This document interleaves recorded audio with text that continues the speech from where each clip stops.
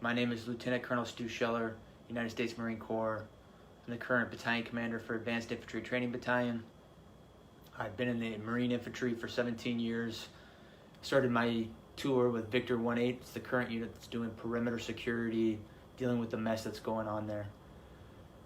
You can see open source reporting that there was an explosion and some people were killed. I know through my inside channels that one of those people that were killed was someone that I have a personal relationship with. Won't go into more details because the families are still being notified.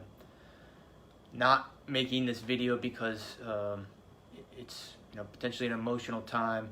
Making it because I have a growing discontent and contempt for my perceived ineptitude at the foreign policy level, and I want to specifically ask some questions to some of my senior leaders.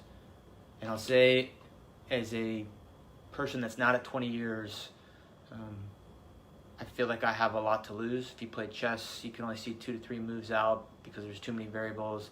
I thought through if I post this video, what might happen to me, especially if the video picks up traction, if I have the courage to post it. But I think what you believe in can only be defined by what you're willing to risk. So if I'm willing to risk my current battalion commander seat, my retirement, my family's stability, to say some of the things that I want to say, I think it gives me some moral high ground to demand the same honesty, integrity, accountability from my senior leaders. And so I want to start with, we'll just use the Marine Corps. We'll just stick with the Marine Corps. So in the current fallout of Afghanistan, a lot of Marines were posting on social media, and in response to that, the Commandant published a letter, which is the service chief of the Marine Corps.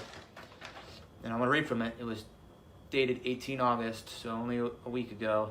The Commandant, sir, you wrote, "Some of you may be struggling with the simple question, was it all worth it? We want you to know that your service was meaningful, powerful, and important. You fought for the Marine to your left and the Marine to your right. You never let them down." Then you go on to say that, if we're struggling, we should seek counseling, which, I get it. People have killed people. I've killed people, and I seek counseling, and that's fine. There's a time and place for that. But the reason people are so upset on social media right now is not because the Marine on the battlefield let someone down. That service member has always rose to the occasion and done extraordinary things. People are upset because their senior leaders let them down, and none of them are raising their hands and accepting accountability or saying, we messed this up. If an 05 battalion commander has the simplest live fire incident EO complaint, boom, fired. But we have a Secretary of Defense that testified to Congress in May that the Afghan National Security Force could withstand the Taliban advance. We have chairmen of Joint Chief, who the Commandant is a member of that, who's supposed to advise on military policy. We have a Marine combatant commander. All of these people are supposed to advise, and I'm not saying we've got to be in Afghanistan forever, but I am saying, did any of you throw your rank on the table and say, hey, it's a bad idea to evacuate Bagram Airfield, the strategic air base, before we evacuate everyone? Did anyone do that? And when you didn't think to do that, did anyone raise their hand and say, we completely messed this up? I've got battalion commander friends right now that are posting similar things, and they're saying, wondering if all the lives were lost and if it was in vain, all those people that we've lost over the last 20 years. And he goes on to say that we're all part of a chain. While every link may not be tested, the strength of the chain is only as strong as each link, and you got to be, good links, something like that. And what I'll say is, from my position, potentially all those people did die in vain if we don't have senior leaders that own up and raise their hand and say, we did not do this well in the end.